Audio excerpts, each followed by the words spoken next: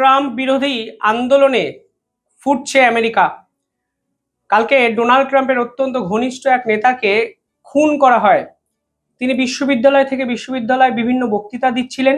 সে সময় স্নাইপার বন্দুক দিয়ে দূর থেকে টিপ করে তার ঘাড়ে একটি গুলি করা হয় এবং ঘটনাস্থলে ডোনাল্ড ট্রাম্পের সেই অত্যন্ত ঘনিষ্ঠ নেতা চার্লি তিনি প্রাণ হারান। এই ঘটনার পর ডোনাল্ড ট্রাম্প বিরোধী আগুন আমেরিকায় যে কতটা বিস্ফোরক হারে ফুটছে তা কিন্তু বোঝা যাচ্ছে। কালকে আমেরিকার তদন্তকারী অফিসাররা ইতিমধ্যেই যে ব্যক্তি গুলি করেছিলেন তার সন্দেহভাজন একটি ছবি মার্কেটে প্রকাশ করেছেন এবং এই ব্যক্তির মাথার দাম ধার্য করা হয়েছে $1,00,000। কিন্তু যাকে খুন করা হয়েছে তিনি কিন্তু কোনো সাধারণ ব্যক্তি ছিলেন না। 2024-এ যখন ডোনাল্ড ট্রাম্প ভোটে জেতেন তখন কিন্তু এই চার্লি লাগাতার প্রচার করেছেন ট্রাম্পের হয়ে। সেই ব্যক্তি অত্যন্ত জনপ্রিয়, রেডিও শো হোস্ট করেন, পডকাস্ট হোস্ট করেন এবং ডোনাল্ড ট্রাম্পের যে পার্টি সেই রিপাবলিকান পার্টির অন্যতম সদস্য। ইসরায়েলের প্রেসিডেন্ট নেতানয়াহু অবধি এই চার্লির বিভিন্ন প্রশংসা কিন্তু করেছিলেন। এখন সেই চার্লি ডোনাল্ড ট্রাম্প বিরোধী ক্ষোভ প্রশমন করার জন্য বিভিন্ন বিশ্ববিদ্যালয় থেকে আরেকটি বিশ্ববিদ্যালয়ে ট্যুর শুরু করেছিলেন। যে ট্যুরের প্রধান মোটো ছিল দ্য আমেরিকান কামব্যাক ট্যুর, অর্থাৎ ডোনাল্ড ট্রাম্প ক্ষমতায় আসার পর আমেরিকা যেভাবে কামব্যাক করেছে, আমেরিকা নাকি গ্রেট হয়ে গেছে, গ্রেটনেসের পথে যাচ্ছে, সে বিষয়ে তিনি বিভিন্ন জায়গায় বক্তৃতা দিতে শুরু করেছিলেন। আর এই রকমই একটি বক্তৃতা স্থলে ইউটা বিশ্ববিদ্যালয়ে যখন বক্তৃতা তিনি রাখছিলেন তখন দূর থেকে স্নাইপার বুলেট তার কিন্তু ঘাড়ে সরাসরি আঘাত করে এবং ঘটনাস্থলে প্রাণ হারান চার্লি। এই পুরো বিষয়টা নিয়ে আজকে আলোচনা করবো এই ভিডিওতে। পাশাপাশি ডোনাল্ড ট্রাম্প যাকে ভারতে পাঠাচ্ছেন সেই মার্কিন দূত, যিনি এই মাসে আসার কথা যার এবং হয়তো চলেও আসবেন, তিনি ভারত এবং আমেরিকা নিয়ে এক গুচ্ছ কথাবার্তা বললেন এবং সেই কথাবার্তা শুনলে আপনারা বুঝতেই পারবেন ডোনাল্ড ট্রাম্প ভারতের প্রতি অত্যন্ত নরম এবং নমনীয় হয়েছেন, হয়তো পরিস্থিতি এবং বিক্ষোভের আঁচ আগে থেকে বুঝতে পেরেই। ভিডিওটি শেষ অবধি দেখবেন। আর যারা আমাদের এই চ্যানেলটি দেখছেন, ছোট্ট একটা অনুরোধ, চ্যানেলটিকে ভালো লাগলে একটু সাবস্ক্রাইব করে দেবেন। ইতিহাস থেকে বর্তমান, সময় থেকে সমাজ, দেশ থেকে বিদেশ, ইতিহাস শুধু বইতে নয়, দেখবেন ভিডিওতেও। এই নেটওয়ার্ক এখন অনেক বড়। আপনারা দেখছেন দ্য ইন্ডিপেন্ডেন্ট নেটওয়ার্ক। আমেরিকা জুড়ে এখন একটাই খবর, ডোনাল্ড ট্রাম্পের অত্যন্ত ঘনিষ্ঠ এই 32 বছরের নেতা চার্লিকে হত্যা করলো কে? ট্রাম্প সরাসরি মুখ খুলেছেন।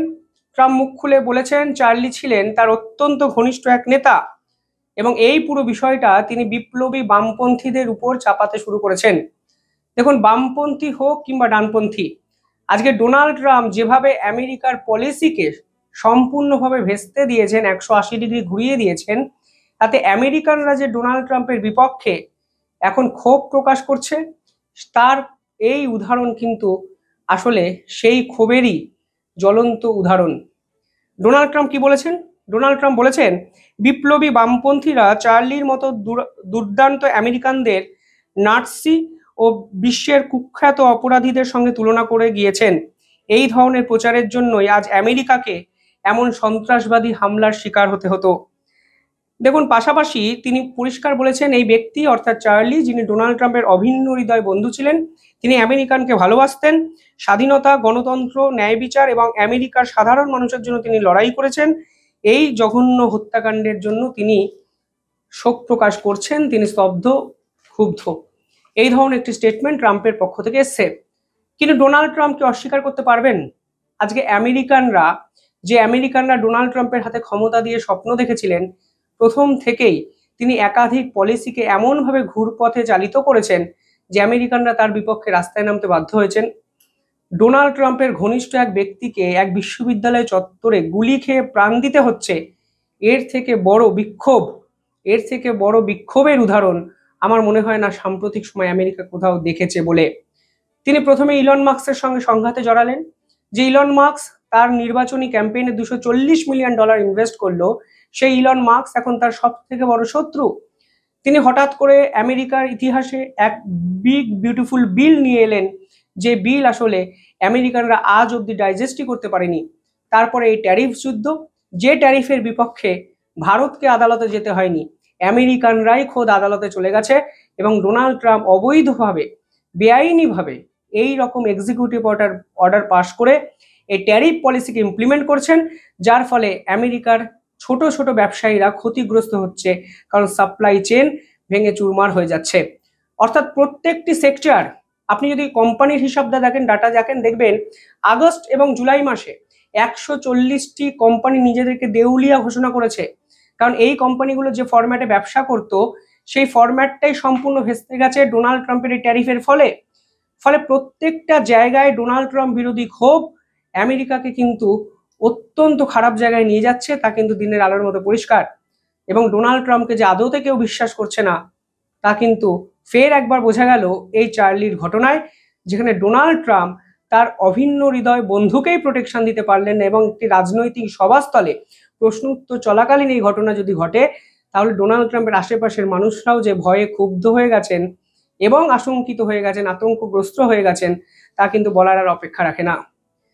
এই যখন জটিলতায় আমেরিকা গোটা দিন জুড়ে বিভিন্ন বিতর্ক সৃষ্টি করেছে, ঠিক তখনই আমেরিকা ভারতবর্ষে যে মার্কিন দূত পাঠাচ্ছেন তিনি কিছু কথাবার্তা বলেন, এবং এই মার্কিন দূত আসার আগেই যে কথা বলেছেন তাতে একটা জিনিস পরিষ্কার হয়ে যায়, ডোনাল্ড ট্রাম্প আসলে ভারতের উপর শুল্কটি চাপাতে চেয়েছেন আমেরিকানদের লাভের জন্য নয়, তার কিন্তু ইচ্ছাটা অন্য।